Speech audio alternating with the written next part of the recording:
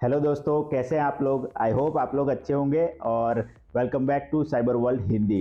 दोस्तों, आज के वीडियो में हम बात करने वाले हैं ऐसे क्रिटिकल साइबर सिक्योरिटी ट्रेंड्स के बारे में 2024 के अंदर।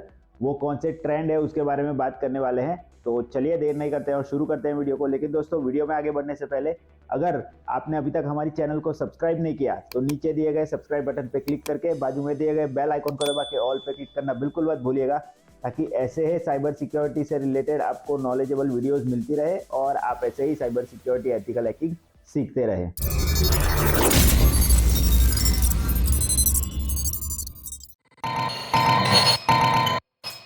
तो दोस्तों, अगर सबसे पहले ट्रेंड की बात करें जो कि साइबर सिक्योरिटी की फील्ड में आ रहा है, वो है जेनरेटिव एआई फॉर एनालिस्ट। यानी कि एनालिस्ट जो होते हैं, साइबर सिक्योरिटी एनालिस्ट जो कि साइबर डिफेंस का काम करते हैं, उनके लिए एआई के थ्रू इंसिडेंट्स को कैसे रिस्पॉन्ड करना और कैसे उन्हें प्रोटेक्ट करना, अपनी ऑर्गेनाइजेशन को उन इंसिडेंट से प्रोटेक्ट करना, वो सारी चीज़ें एआई के थ्रू आ रही है। यानी कि एआई आने से क्या होगा कि ये जो एक पूरा प्रोसेस है इंसिडेंट रिस्पॉन्स और इंसिडेंट डिटेक्शन का, वो सारा ऑटोमेट हो सकता है और जो प्रोटेक्शन की कैपेबिलिटी है, यानी कि इंसिडेंट से किसी भी ऑर्गेनाइजेशन को प्रोटेक्ट करने की कैपेबिलिटीज़ हैं, वो बढ़ सकती हैं एआई के आने से। तो ये सबसे पहला ट्रेंड है जो कि 2024 में आ सकता है साइबर सिक्योरिटी की फील्ड के अंदर।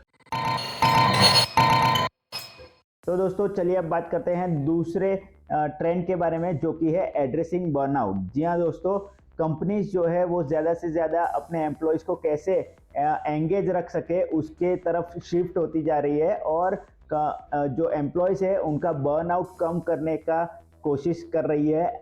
यानी कि जो भी एम्प्लॉयज़ हैं वो कैसे अपनी प्रोडक्टिविटी बढ़ाएं, कैसे अपने आप को एंगेज रखें अपने टास्क के अंदर और उनका जो कह सकते हैं कि एक मेंटल स्टेबिलिटी कैसे अच्छी रहे, उनकी हेल्थ कैसे अच्छी रहे, उनके ऊपर ध्यान दे रहे हैं और बर्नआउट को एड्रेस कर रहे हैं। अब दोस्तों बात करते हैं तीसरे ट्रेंड के बारे में जो कि है क्लाउड सिक्योरिटी मैनेजमेंट। जी हाँ दोस्तों, क्लाउड पे आजकल सारी चीज़ें शिफ्ट होने लगी है, क्लाउड का यूज़ ज़्यादा होने लगा है। तो क्लाउड की सिक्योरिटी, क्लाउड एनवायरनमेंट की सिक्योरिटी भी एसेंशियल हो जाती है।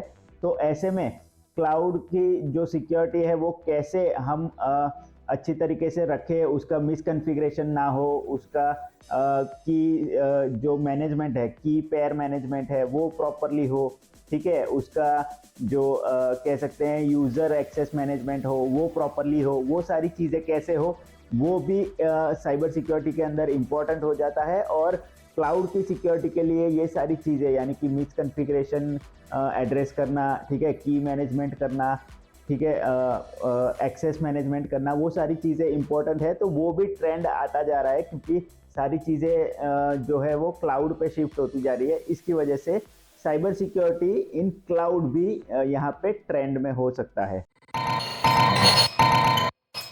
तो दोस्तों, अब बात करते हैं चौथे ट्रेंड के बारे में जो कि है अपस्किलिंग एंड रीस्किलिंग। यानी कि किसी भी एम्प्लॉय को उसकी स्किल्स को अपग्रेड करने के लिए या फिर उसकी स्किल को किसी और नए टॉपिक में ले जाने के लिए जो कंपनीज हैं वो एनकरेज कर रही हैं एम्प्लॉयज़ को। यानी कि कंपनीज द्वारा एम्प्लॉयज़ को सैलरी के अलावा ये भी चीज़ें बताई जा रही है या इन चीज़ों के लिए भी सपोर्ट किया जा रहा है कि आप अपनी स्किल्स को अपग्रेड कीजिए या फिर आपकी रीस्किलिंग कीजिए। यानी कि आपको जो आ रहा है, ठीक है, जो चीज़ें आपको आती है उसके अलावा दूसरी चीज़ों में भी आप एक्सप्लोर कीजिए। यानी कि मान लीजिए किसी को वेब एप्लीकेशन सिक्योरिटी आती है तो उन्हें कहा जाएगा कि आप क्लाउड सिक्योरिटी या मोबाइल सिक्योरिटी के तरफ अपना रीस्किलिंग कीजिए, अपने आप को नई चीज़ें सीखने के लिए एनकरेज करते हैं। तो ये सारी चीज़ें भी अब ट्रेंड में आ रही है क्योंकि साइबर सिक्योरिटी में मल्टी स्किल्स होना भी एक अच्छी बात होती है। तो कंपनीज अपने एम्प्लॉयज़ को एंगेज रखने के लिए और अपने एम्प्लॉयज़ की स्किल्स बढ़ाने के लिए भी ये सारी चीज़ें करती हैं। तो ये भी एक नया ट्रेंड है साइबर सिक्योरिटी की फील्ड के अंदर। अब बात करते हैं दोस्तों अगले ट्रेंड के बारे में जो कि साइबर सिक्योरिटी की फील्ड में होने वाला है, वो है आइडेंटिटी एंड एसेट मैनेजमेंट। जी हाँ दोस्तों, यानी कि आपकी आइडेंटिटी, मान लीजिए आप एक एप्लीकेशन, मान लीजिए यहाँ पे हम अगर एग्जांपल ले तो मेटा के अंदर बहुत सारी एप्लीकेशंस आप यूज़ करते होंगे, ठीक है, जैसे कि थ्रेड हो गया, इंस्टाग्राम हो गया, फेसबुक हो गया।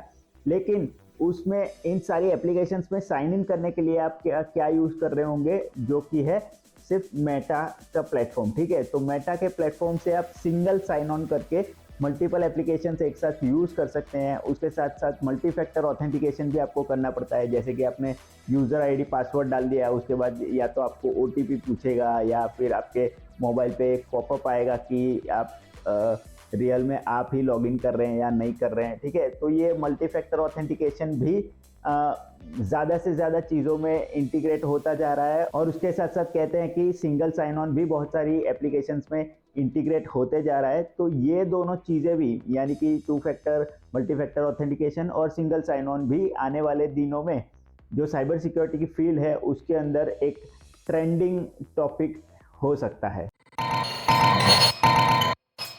चलिए दोस्तों, अब बात करते हैं सबसे मोस्ट पॉपुलर ट्रेंड जो कि साइबर सिक्योरिटी की फील्ड में इन फ्यूचर आने वाला है, वो है पर्पल टीमिंग। जी हाँ दोस्तों, पर्पल टीमिंग आने वाले फ्यूचर में बहुत ही ज़्यादा बूम हो सकता है, क्योंकि यहाँ पे दो अलग अलग टीम्स जो कि रेड टीम और ब्लू टीम का कॉम्बिनेशन है, यानी कि एक ऑफेंसिव टीम, अटैक करने वाली टीम, और डिफेंसिव टीम यानी कि प्रोटेक्शन करने वाली टीम, दोनों टीम को कंबाइन करके जो बनता है वो पर्पल टीम है। और पर्पल टीम का काम यहाँ पे ज़्यादा होने वाला है, यानी कि मान लीजिए कोई एम्प्लॉय है, उसे ड्यूअल स्किल आती है, यानी कि अटैक करना भी आता है और अटैक को कैसे डिफेंस किया जाए वो नॉलेज भी उसे है।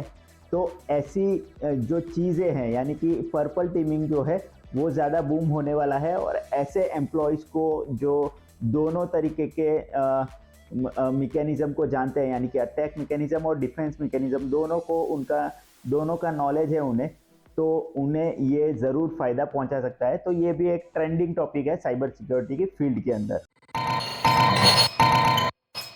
चलिए दोस्तों, अब बात करते हैं अगले ट्रेंडिंग टॉपिक के बारे में जो कि साइबर सिक्योरिटी के अंदर है, वो है प्रोएक्टिव साइबर सिक्योरिटी टैक्टिक्स। यानी कि मान लीजिए कोई आप ऑर्गेनाइजेशन शुरू कर रहे हैं या कोई एप्लीकेशन नया डेवलप कर रहे हैं अपनी ऑर्गेनाइजेशन के अंदर, तो वो डेवलपमेंट के टाइम से ही, यानी कि एट द अर्लीस्ट स्टेज आपको साइबर सिक्योरिटी को भी इस चीज़ में इन्वॉल्व करना पड़ेगा। यानी कि आप जब से एप्लीकेशन या वेबसाइट या ऑर्गेनाइजेशन कुछ भी अगर डेवलप करना स्टार्ट कर रहे हैं, तो उनके अंदर आपको साइबर सिक्योरिटी का भी ध्यान कैसे रखना है, कैसे अपनी एप्लीकेशन को साइबर सिक्योरिटी में इंक्लूड करके, यानी कि अपनी एप्लीकेशन को स्टार्ट से ही कैसे ऐसे बिल्ड की जाए कि वो सेफर रहे ज़्यादा से ज़्यादा, और उसमें अटैक सरफेस कम हो जाए, जो अटैकर है उन्हें अटैक करने के लिए ज़्यादा टारगेट ना मिले। वो सारी चीज़ों को आपको ध्यान में रख के ही स्टार्टिंग से ही अपने डेवलपमेंट फेज में साइबर सिक्योरिटी को इंटीग्रेट करना पड़ेगा।